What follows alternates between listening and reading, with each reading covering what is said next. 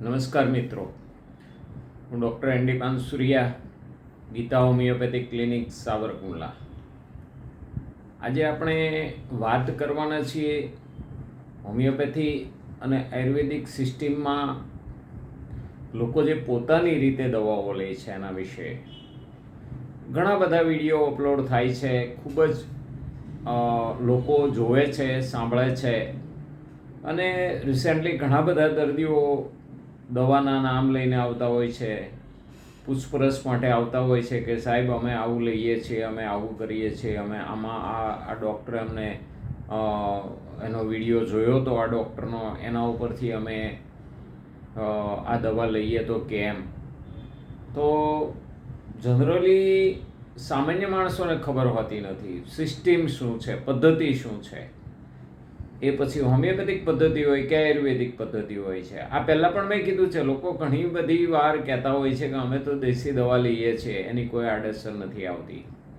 એટલે મારી તમને લોકોને નમ્ર વિનંતી છે, આવી રીતે કોઈ વિડીયો જોઈને તમારે દવા લેવાય નહીં ક્યારેય. પ્રત્યક્ષ ડૉક્ટરને તમે જ્યારે મળો છો, તમારો કેસ રિસીવ કરે છે ડૉક્ટર, તમને પૂછપરછ કરે છે, તમામ માહિતી જાણે છે, તમારી તાસીર જાણે છે, તમારી તાસીરની પ્રકૃતિ જાણે છે, તમારા રોગની પ્રકૃતિ જાણે છે, રોગ શું છે એ જાણે છે. ફક્ત રોગનું નામ લેવાથી આયુર્વેદ કે હોમિયોપેથિકમાં સારું નથી થઈ જતું. રોગના નામ ઉપર સારવાર કરવાથી હોમિયોપેથિક કે આયુર્વેદિકમાં તમને પરિણામ નથી મળતું. તમારે એના માટે સંપૂર્ણ તમારો ડેટા આપવો પડે છે, રોગ વિશેની જાણકારી આપવી પડે છે, તમારા દુખાવાઓ વિશે, તમારા સેન્સેશન વિશે, તમારા ફિલિંગ વિશે, તમને શું થાય છે એના વિશે, બરાબર. એના ઉપરથી તમારી અને તમારા રોગની આખી પ્રકૃતિ નક્કી થાય છે. તો એ પ્રમાણે આયુર્વેદ કે હોમિયોપેથિક દવા લેવાથી સંપૂર્ણ રોગ મટી જતો હોય છે. અને હોમિયોપેથિક તો બેસ્ટ ઓફ ધ બેસ્ટ છે, કારણ કે એમાં તમારે એટલી કોઈ પરેજી એવી ખાસ પાળવાની આવતી હોતી નથી.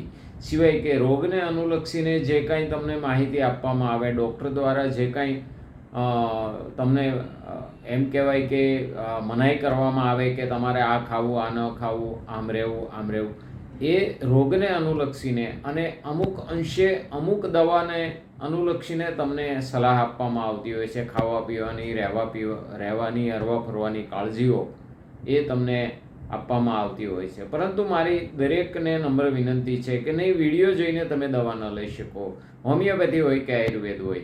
અને મારી તો એ નમ્ર વિનંતી છે ખાસ હોમિયોપેથિક ડૉક્ટરોને કે તમે જે ભલામણ કરો છો કે આ દવા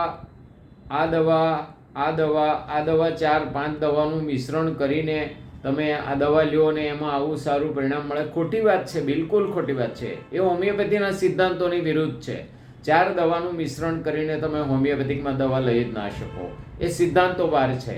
હોમિયોપેથીનો સિદ્ધાંત છે એક દવા એક સમયે જ આપવી, એને મિનિમમ ડોઝમાં આપવી, અને એ ડોઝ ફક્ત ને ફક્ત ડૉક્ટર જ નક્કી કરી શકે, તમે ન કરી શકો. અને આ લોકો વાહિયાત વાત કરે છે. પોતાનો ચેનલનો TPR વધારવા માટે, લોકો વધારે જોવે ને યુટ્યુબવાળા એમને એની ઇન્કમ માટે, જાહેરાતો માટે આવા બધા વિડીયો અપલોડ કરતા હોય છે કે તમે આ પ્રકારનું મધર ટિંચર લ્યો, એની 100 ml બોટલમાં 30 ml 3 બોટલો મિક્સ કરો અને તમે 20 ટીપા 3 ટાઈમ લ્યો. ના, હોમિયોપેથી એવી રીતે અસર આપતી નથી. એ ખોટી વાત છે. એ રિયલ હોમિયોપેથી છે જ નહીં. હોમિયોપેથિક દવા એવી રીતે લેવાતી નથી. આ ખોટા વિડીયો અપલોડ થાય છે, લોકોને ગેરમાર્ગે દોરવામાં આવે છે, અને હોમિયોપેથિક સિસ્ટમ, મૂળભૂત પદ્ધતિ છે એ બદનામ થાય છે આ રીતે. એટલે મારી આપ લોકોને નમ્ર વિનંતી છે, વિડીયો જોઈને ક્યારેય હોમિયોપેથિક સારવાર તમારી રીતે તમે ચાલુ કરો નહીં. અને આ લોકોને પણ એવી નમ્ર વિનંતી છે કે આવા કોઈ વિડીયો અપલોડ ના કરો, જેથી કરીને સિસ્ટમના જે રૂલ્સ છે વાયોલેટ થાય, એના નિયમોનો ભંગ થાય છે. એના નિયમો પ્રમાણે તમે સારવાર આપો તો લોકો 100 દરજ્જે સારા થશે, કોઈ પણ આડઅસર વિનાના સારા થશે, અને હોમિયોપેથિક સિસ્ટમમાં લોકો રસ લેતા થશે, અને હોમિયોપેથિક સિસ્ટમ તરફ લોકો સારવાર તરફ વળશે. જય હનુમાન, જય હોમિયોપેથી.